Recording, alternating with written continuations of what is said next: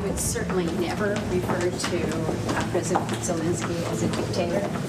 A federal judge has concluded a hearing in Manhattan this afternoon on whether to allow the Trump Justice Department to drop corruption charges against New York City Mayor Eric Adams.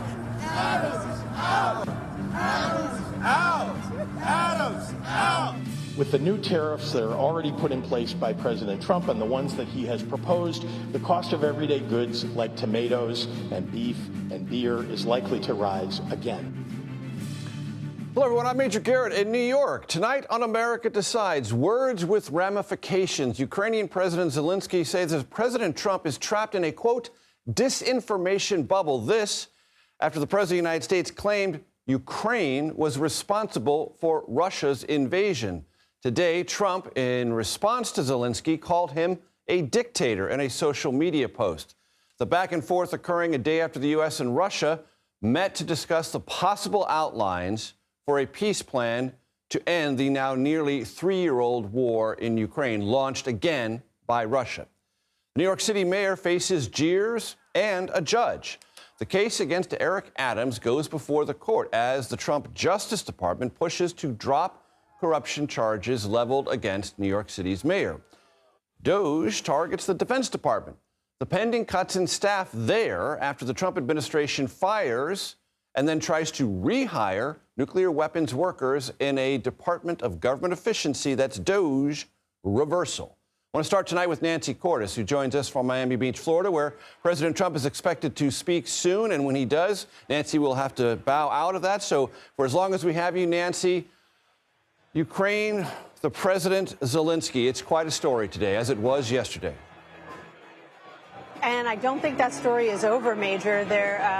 These two men keep writing new chapters. The scathing post that President Trump wrote about Zelenskyy today really was an escalation in this war of words. As you pointed out, he called him President Trump called Zelenskyy a dictator. He said he was doing a terrible job. He said that he needs to take a deal sooner rather than later, or he won't have a country anymore. It was a really surprising set of accusations when most U.S. allies would agree that Zelenskyy and the country that he leads, Ukraine, have been the victims in this situation and that they were attacked by Russia. What Trump was responding to was the fact that Zelenskyy had accused Trump of essentially swimming in a sea of misinformation after Trump said that Zelenskyy was a leader with extremely low approval ratings, hovering around 4%, who was imposing martial law when he needed to get back to democracy, without recognizing that Ukraine only imposed martial law when it came under attack in 2022. So where this leads, nobody really knows. In the words of one European official today, we really don't know exactly what the U.S. position is. They said they don't know how to understand it because it's so different from what they have been hearing just a few months ago. And Nancy, just for the audience's benefit, there was an election in Ukraine in 2019. Volodymyr Zelenskyy won that with 75% of the vote, defeating the sitting incumbent Petro Poroshenko, who got 25% of the vote. There was also an election in Russia in 2024 in which Vladimir Putin won 88% of the vote. Why? Because Alexei Navalny and other leading opposition figures were disallowed from having access to the ballot through all sorts of technicalities arranged by whom? Sitting President Putin. You can answer for yourself which of those two scenarios sounds more like a dictatorship. Nancy, what event are you at? And as I understand it, there is a Saudi sovereign wealth fund related to it? That's right. This is a summit that is put on every year by the Saudi Public Investment Fund, led by the Crown Prince of Saudi Arabia. It's typically a summit, Major, that brings together leaders of industry, investors, Middle Eastern luminaries to talk about investments in the years to come. You don't typically see current public officials speaking at this conference in Miami Beach, certainly not the President of the United States. But President Trump is someone who we know has very close ties to the Saudi. This investment fund that you mentioned is the same fund that put $2 billion into Jared Kushner's private equity firm after President Trump left the White House the first time. We know that the Trump Organization has been looking to expand its real estate holdings in Saudi Arabia, that Live Golf, which is again run by the same investment firm, has held many of its tournaments at Trump golf courses. So there are very close economic ties, and then of course there are these growing diplomatic ties. We just saw yesterday that striking scene of Marco Rubio, the Secretary of State, sitting down with his Russian counterpart to talk about ending the war. Where did they do that? In Saudi Arabia. So it is leading to some questions about where President Trump's diplomatic ties with Saudi Arabia begin and where his financial interests end. But it'll be interesting to see what he has to say about those Saudi relations here at this conference in Florida, Major. Crucial questions indeed. Nancy Cordes, thank you so very much. A hearing today to discuss a motion to dismiss the corruption charges against New York City Mayor Eric Adams ended without a ruling. The mayor attended this hearing. It took place in Lower Manhattan amid calls that are growing here in the city and in some quarters of New York statewide that Mayor Adams be removed from office. Scott McFarland joins me now. Rare for both of us to be playing New York City, but in fact we are. I'm here, Scott, you're here, and you're here because of this clash that is not just a local story. It has national ramifications. The Justice Department ordering charges, corruption charges against New York Mayor Eric Adams dropped. Now a hearing today to evaluate that order from the Justice Department. What happened? What happened today over 90 minutes, the judge acknowledged is unprecedented. Critics of the Trump administration would call it preposterous. The Trump administration, through the acting deputy attorney general, used to be Trump's defense lawyer, Emil Beauvais, today asked the judge to drop this profoundly important and high-profile criminal case against the mayor of New York. This corruption case in which the mayor was accused and pleaded not guilty to trading official actions as mayor for gifts, for travel perks. What they argued today in court was that, and they argued this in synchronicity with each other, that this case is distracting the mayor from doing the job of mayor, that his national security clearance has been stripped of him, so he's not getting good intelligence information to keep the city safe. And the Trump-appointed deputy attorney general is arguing that this is a weaponization of government. Now, there's a phrase right out of the 2024 campaign, that the Department of Justice launched this case during the Biden administration. The Trump team alleges to weaponize the government to take out a political rival. The judge heard all this and recognized, I got two different people at the defense table and prosecutor's table arguing the same thing. There's nobody in this room representing the alleged victims of the crime, the taxpayers of the United States and New York. So he wants some time to look through this, to consider this unprecedented request. And what's more, Major, he may consider bringing in some independent special counsel to argue on behalf of the people. What are this judge's range of options? Very limited, and he said that when he began the hearing. The judge is named Dale Ho, a 2023 appointee of President Biden.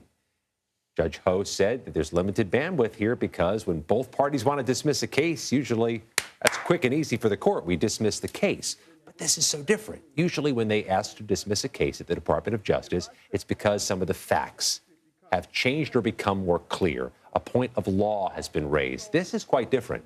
This, according to critics, is a political motivation for the dismissal of the case. That's destabilizing for the whole system if we start dropping cases because of politics. The Department of Justice is famously independent of the White House, independent of politics. That would shatter if this were dropped for political reasons. I should underscore, though, Emil Beauvais, the acting deputy attorney general, Trump's appointee at the Department of Justice, in court today, denied the accusation. This is political.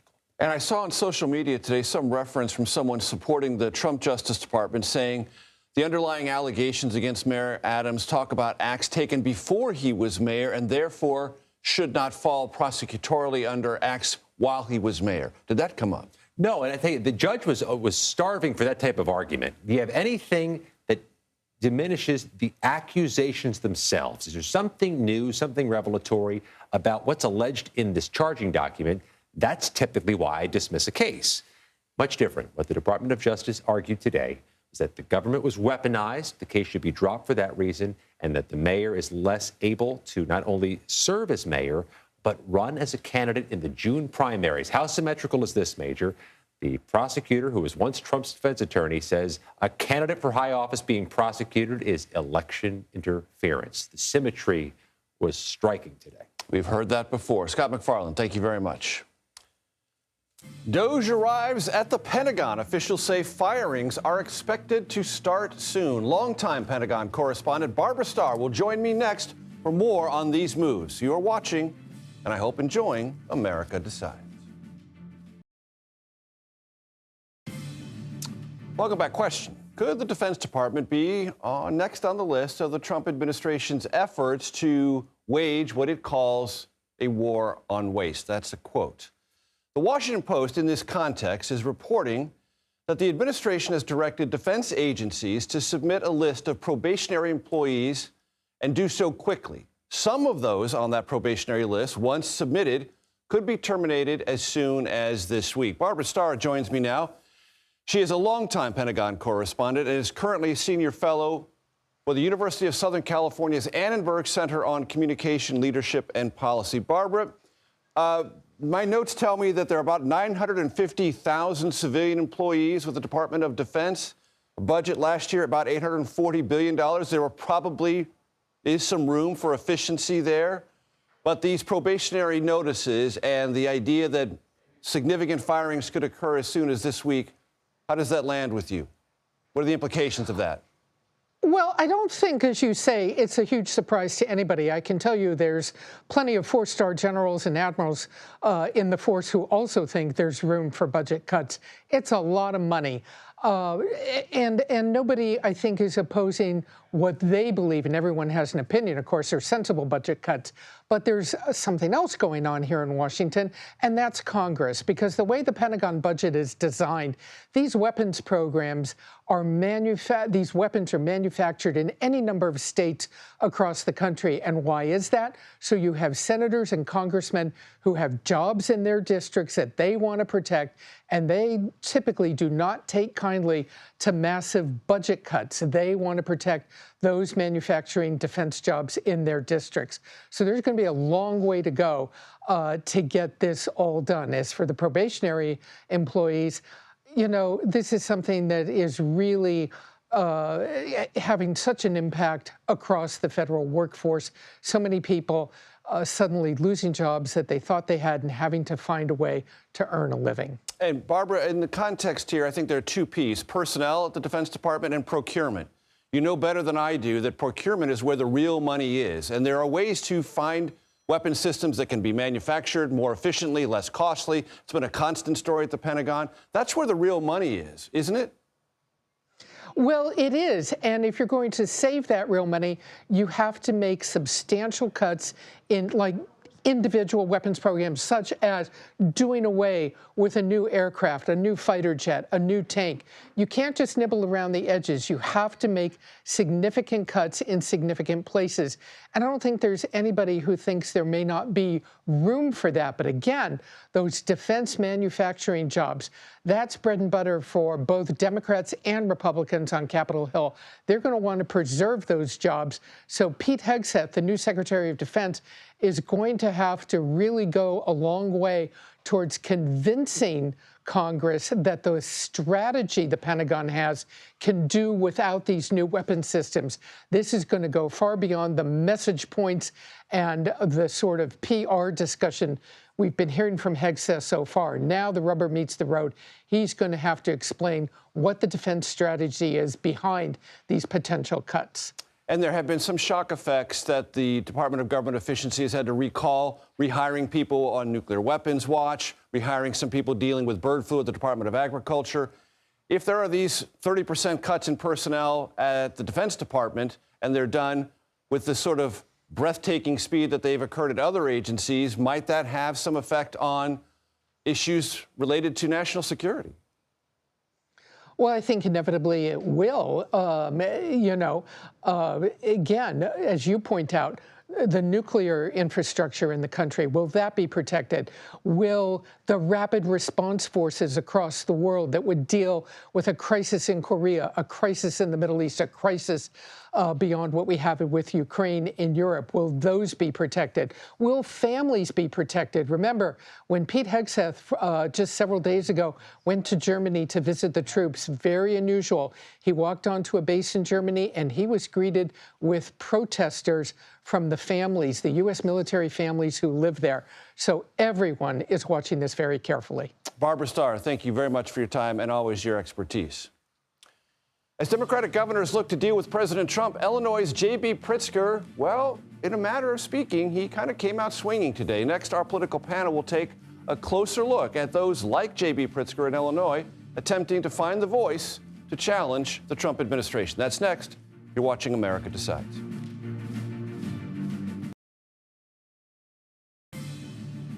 Welcome back. Illinois Governor J.B. Pritzker, a Democrat, might run for the nomination in 2028. Some Democrats talk about that, and he's trying to emerge as one of the notable, visible critics of President Trump. And today, he tried to burnish that image a little bit with taking this shot at the president during his State of the Union address. That is to say, Pritzker's. We ought to be focused on making life more affordable for everyday Illinoisans. With the new tariffs that are already put in place by President Trump and the ones that he has proposed, the cost of everyday goods like tomatoes and beef and beer is likely to rise again. Allow me to correct myself. That's a State of the State address in Illinois. There is no State of the Union address in Illinois. So, fumble on my part. Apologies. I want to bring in our political panel. Kevin Sheridan and Chuck Rocha join us now. Kevin served as the spokesperson for the Republican National Committee and, importantly, for the contours of this conversation to come, senior advisor for the Romney-Ryan 2012 presidential campaign. Chuck Rocha formerly served as a senior advisor to Senator Bernie Sanders' 2016 and 2020 presidential campaigns. Kevin, let me start with you. Mitt Romney in that 2012 campaign famously said he was mocked by then President Obama for saying this, that our chief national security rival, global rival, was Russia. President Trump today described Volodymyr Zelenskyy, the president of Ukraine, as a dictator. Talk to our audience about the dramatic shift in that conversation as it flows through the Republican Party. Yeah, Mitt Romney was widely mocked. It wasn't just that one comment in the debate, but it was an entire Democratic Party strategy in 2012 to say Russia is not a threat to the global world order or a big enemy of America. But in 2016, obviously, that all changed when the Clinton campaign used Russia to say that it was an illegitimate election. So here we are. In my opinion, if Donald Trump's going to call for elections in Ukraine, which I think is a legitimate request by the United States, he should be calling for them in Russia as well. But this may be just a negotiating tactic where he's trying to get Vladimir Putin to the table to negotiate. So he's doing a little rattling of the cage of Zelenskyy. Plus, Zelenskyy has gone after Trump in a little bit of ways in Pennsylvania when he campaigned. It could be seen against him in his presidential campaign. So we don't know.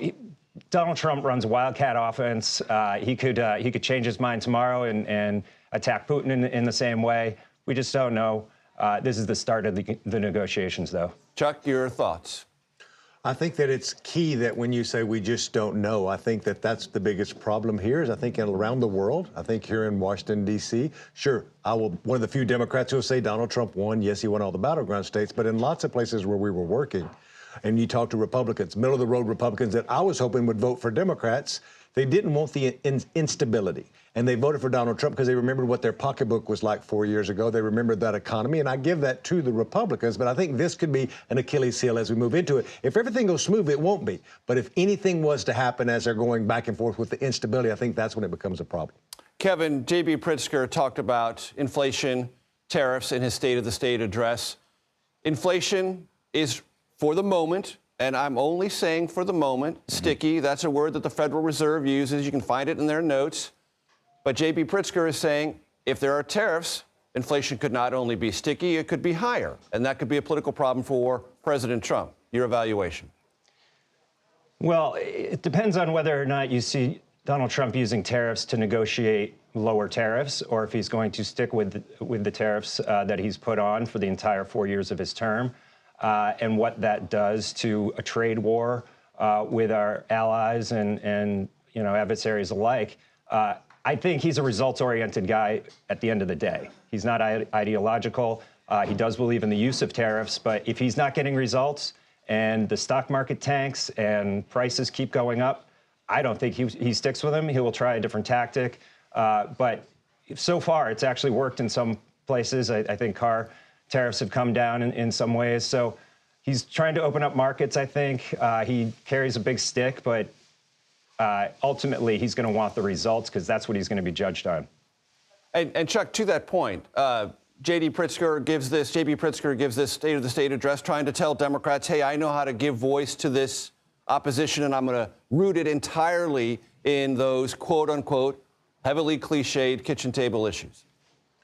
Affordability is the word I go to. Inflation could be a word used, but it's really, as I back away from these elections after 30 years of doing this work, affordability is what it came down to. There was a lot of anxiety in the electorate. It was a change electorate. We've lived through 3 different change electorates where folks in the middle of our economy who feel left out are looking for anything like Barack Obama, anything like Joe Biden, and anything like Donald Trump twice, because they're desperate for some relief around economic issues that drive their everyday costs. Affordability is it. Any Democrat that can grab that mantle, and if these trade wars go backwards, like we were just talking about, then it could be a thing that Democrats could use. But we have to do something to get people to trust Democrats, to say that we understand the affordability needs that you need in your household. And Chuck, President Trump likes to say, we'll see what happens. Related to that, someone who's very experienced in television says, stay tuned. If, in fact, as Kevin says, these are negotiating tools and they create better economic environments, Trump's going to win that, isn't he? He is every day. Like, I am a professional politician who gets folks elected to politics, and there's just nothing better than that messaging. Right now, I'm miserable because everything that he said he's going to do, he's out there doing. Now, will it wreck our economy? That's yet to be seen. Will it start a third world war? That's yet to be seen. He's taking huge risk, but as we were just saying, it is a wildcat offense, and it's high risk and high reward. I'm hoping that it's a risk he shouldn't be taking. Wildcat offense. Sometimes we get sports in here, folks. Kevin Sheridan, Chuck Rocha, thanks very much. Feud escalates, as we just mentioned, between President Trump and Ukrainian President Zelenskyy. More on that. You're watching America Decides.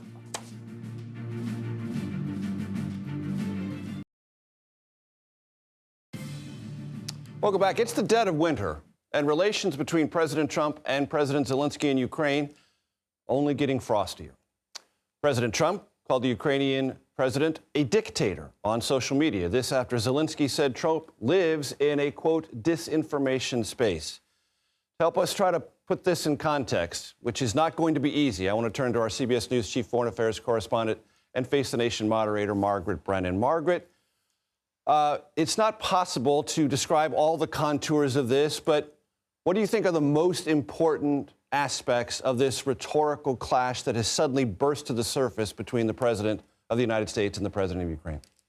Well, Major, this is significant because President Trump, representative of the United States, the most significant military and financial backer of Ukraine in this war, just cut President Zelenskyy off at the knees, saying he should hold elections and be replaced, claiming he's unpopular, calling him a dictator.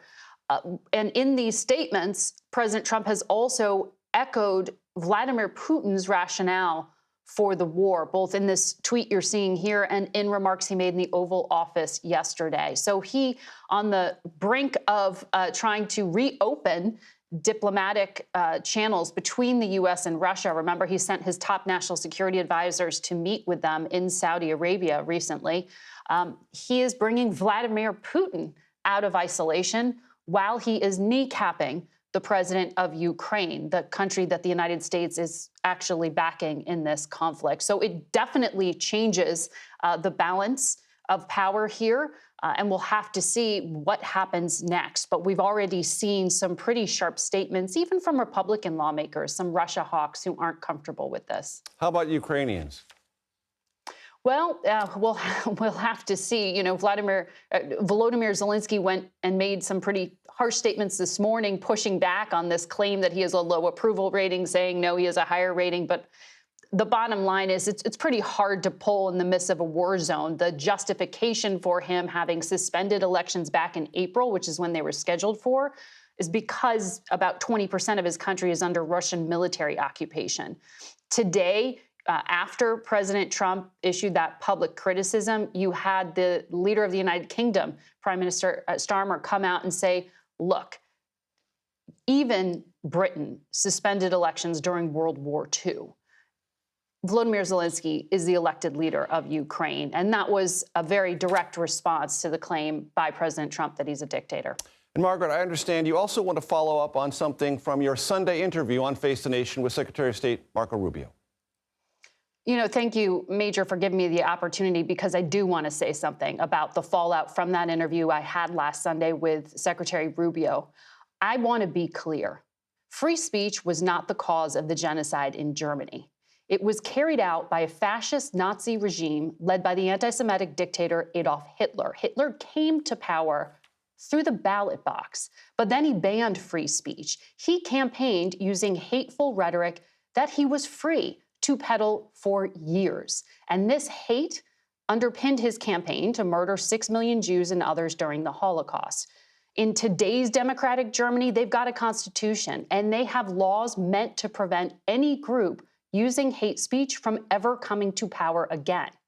So given all this history, last Sunday, I asked the secretary why Vice President J.D. Vance met with the head of the far-right AfD party in Germany, and why he used that speech at the Munich Security Conference to accuse European leaders, like the German government, of censorship.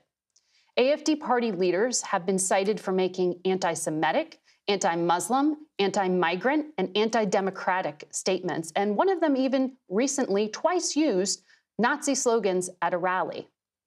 So currently, the AfD is second in the polls for this Sunday's parliamentary elections in Germany, and notably, no other German party is willing to be part of a governing coalition with the AfD because of their views. So it was newsworthy last week when the Vice President of the United States met in person with the AfD's leader shortly after delivering his lecture on censorship. And that, Major, is the context in which I asked my question. Margaret Brennan, thank you very, very much. I want to turn now to Noticed reporter. Notice, that's news of the United States, right? That's right. Evan McMorris-Santoro, who was dialed in on the drama going out here in New York City. Talk to my audience about the political backdrop of all this. Well, I'll tell you, I co-author our daily newsletter at Notice, so I spend a lot of time in Washington politics, but I live here in New York. Okay. And right now, we're giving Washington a run for its money, I think, politically.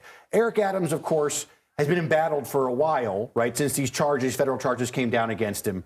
But in recent days, as his administration, he sort of leaned in, he met with Trump, and, Trump's administration has pushed for these charges to be dropped. I saw earlier in the show, you were talking about that very strange court hearing today in which a judge said, I don't know if I should drop these charges. I'm going to figure this out, but I don't like the look of this necessarily.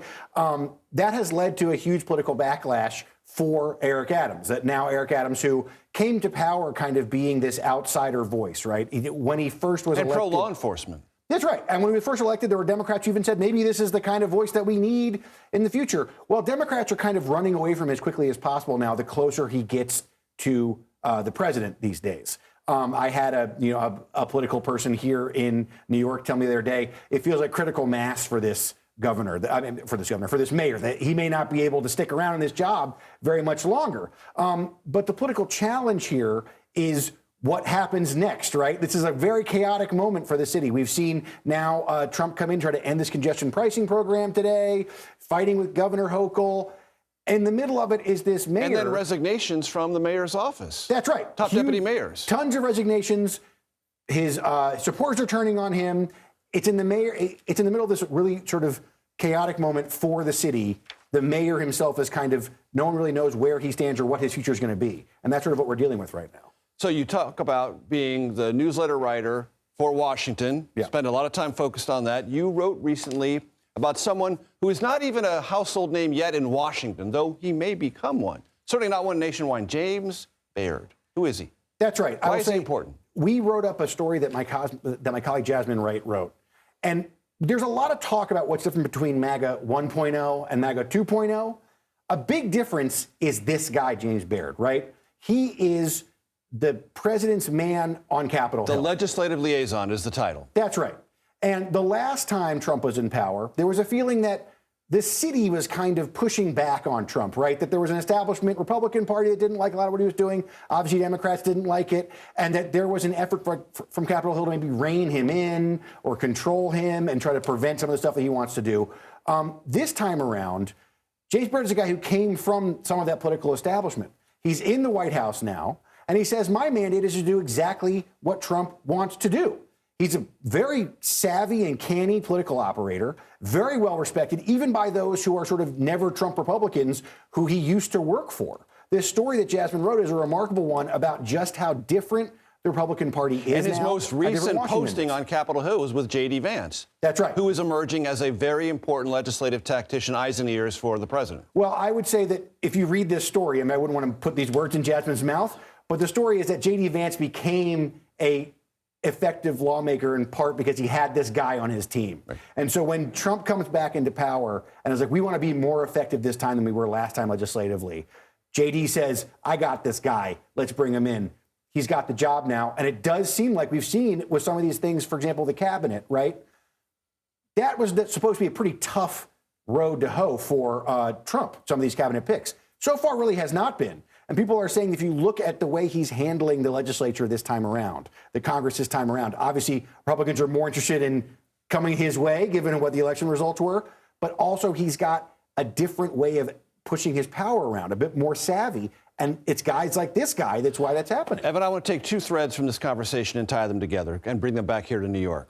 So we'll talk about the president's power. In the 2024 election, he did better in Manhattan than he did in 2020, about 7 percentage points better. Most of that was because Kamala Harris drastically underperformed Joe Biden. But still, what does that political low-level, small p potency, meaning a little bit better, one election to the next, mean for Eric Adams and this larger conversation about what his future may or might not be? Does it make any difference? I think it does. It's the most fascinating part of this. When Trump came to the Bronx to do a speech, people thought it was a joke, right? Mm-hmm. A lot of reporters sort of went to the speech, and I spent the day walking around the rest of the Bronx to see what they were doing in response to it, right? And I met a lot of local political leaders who said, this is really serious. People are really gravitating towards Trump. They're dialing in on this. Young African-American voters, specifically men, they were talking about. The numbers bore a lot of that out, right? This working class shift away from Democrats towards Trump.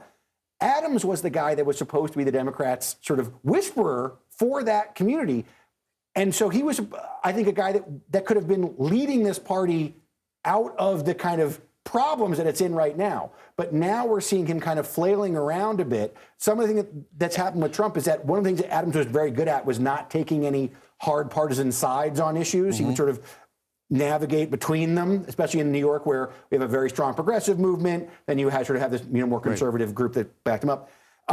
Trump has pushed him towards one side. Right. And that has been a real problem for Adams. And when you're flailing around, you sometimes look for a life ring, and that might be the politics of Donald Trump. That's Evan McMorris Santoro, thank you very, very much. New Jersey is one of 19 states pushing back legally against President Trump's DOGE personnel cuts. Next, we'll speak with the Garden State's Attorney General about the legal actions he and others are taking. That's next. You're watching America Decides.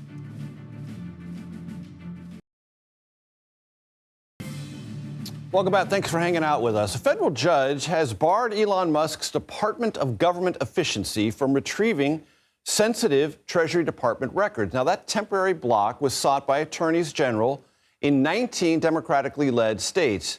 Collectively, they are accusing the Trump administration of violating federal law by granting the DOGE team access to the Treasury's central payment system. Attorneys for the Justice Department, however, we should note, have said, quote, there's nothing unlawful about the Treasury carrying out the priorities of a new administration using special government employees, unquote. One of the plaintiffs in that lawsuit I just referenced is New Jersey Attorney General Matt Platkin, who joins me now. Now, Matt, you know that matter is one of many in which attorneys general from democratically led states have been alarmed by what you regard as the expansive redefinition of executive power under President Trump. Talk about that. That's right. The president in this country has broad authority, but he's not a king, and he has to follow the laws and the Constitution of this nation. We've said that since day one. And with respect to Elon Musk, the world's richest man, an unelected billionaire, who no one gave legal access to every single payment made by the federal government, including people's Social Security, Medicare, Medicaid payments, things that people rely upon to survive in this country. No one said the world's richest man should have unfettered access to be able to steal that data with a team of hackers at his side. Now, Elon Musk says we're not stealing it, we're just looking at it, and they're not hackers, they're special government employees who answer to me and President Trump, so stop worrying. Sure, they're hackers. He brought 19, 20-year-old hackers with him. He didn't bring budget experts. He didn't bring governmental experts.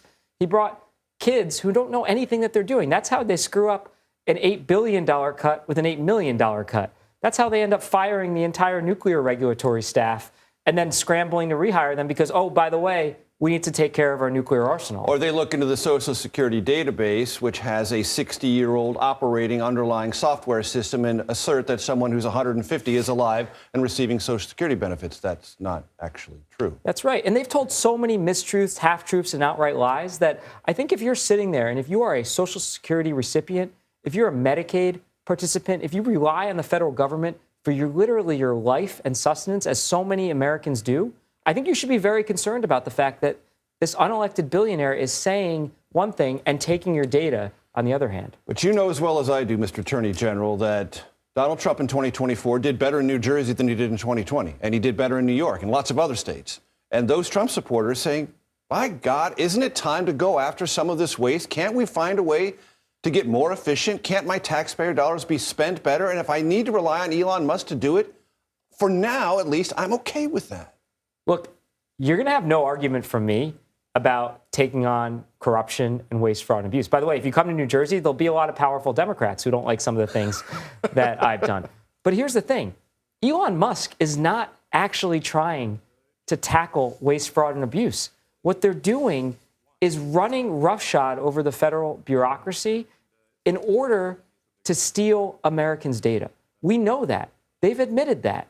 And yet, how have they admitted that? They have said through the courts that they actually did take data. First, it was only read data. Then we did read-only, okay. Read-only data. But now we know that they took data more broadly. And they are fighting this tooth and nail because he's an unelected billionaire who is accountable to nobody. Even the president, clearly from these press conferences he's doing, has no idea what Elon Musk is doing. So look, you want to take on waste, fraud, and abuse?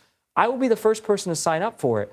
Do it legally. Involve Congress. Stop giving the full reins of the federal government unlawfully over to the world's richest man who is beholden to nobody. Is there anything in terms of executive orders that President Trump has signed that you're okay with? President Trump has signed, I think, hundreds of executive orders at this point. His administration has taken numerous actions. I've not sued over all of them. We've sued over the ones that we think are clearly unlawful and that hurt the residents of my states and the other states that have joined. And that's the test. It's not, do I like what he's doing? He's a duly elected president. Not one of us has challenged his authority as a duly elected president. What we said is that authority is constrained by the laws of this nation, the same as every other president who's come before them, and he has to follow that law. Before Inauguration Day, I sat down with you and two of your Democratic attorneys general colleagues from Michigan and Nevada. The conversation we had covered a lot of topics. Based on what you thought then and what you have seen now, were you sufficiently alarmed back then? I think so. We were prepared based on what he said during the course of the campaign, what they put in the 920-page Project 2025 document. There's a lot of unlawful things they said they would do, which they did. Freezing $3 trillion of spending, things that got Medicaid, or early educational programs, law enforcement. They actually killed, for a period of time, the drug cartel task force that we take on the drug cartels through. So they did a lot of things that we were prepared for. What I think even the president, as I said, is surprised by is how much Elon Musk has done. They did not talk about that in the campaign. They did not tell the American people that he was going to turn over the reins of the government to Elon Musk and a team of, no matter what he calls them, they are kids who are trained as one thing, as hackers. In a different context, on social media today, there was something under the president's name that said, "Long live the king." I think I saw that. I think it's an extraordinary statement from a president of the United States. We fled a monarchy here. I don't see a whole lot of people clamoring to go back to that. You have to follow the law. You cannot hurt our residents unlawfully. And if you go within the law, that's what an election's consequences are. God bless him. Take action that he sees fit, put forth a policy agenda that he sees fit, whether or not I agree with it. What he cannot do is violate the law, violate the Constitution, disregard the foundational document of this nation, and hurt residents across this country as a result. New Jersey's Democratic Attorney General Matt Platkin. Thank you very much, sir. Thanks so Appreciate much for having me. Canada. It's known for lots of things. Maple syrup, Mounties, I guess beavers, lots more. So no wonder President Trump is somewhat captivated with Canada and maybe this notion, strange though it may sound, of it becoming our 51st state. Next, why taking over those northern neighbors might be politically problematic for the Republican Party. You'll want to watch this. It's next, right here on America Decides.